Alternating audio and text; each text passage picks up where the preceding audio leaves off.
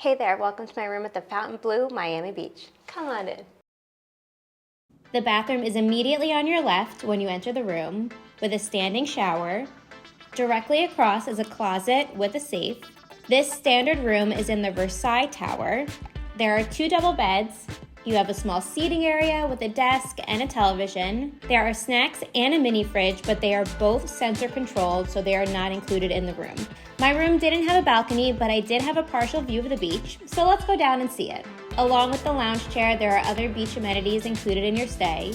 If the beach isn't your thing, there are plenty of pools to choose from and places to lounge. There's also a pool bar and their outdoor restaurant La Côte.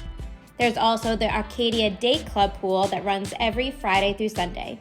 Back in the lobby is where you'll find all of your food and beverage concepts, as well as the famous Live nightclub. There are a handful of restaurants to choose from, but I only dined in Vita, which was for their elaborate breakfast buffet.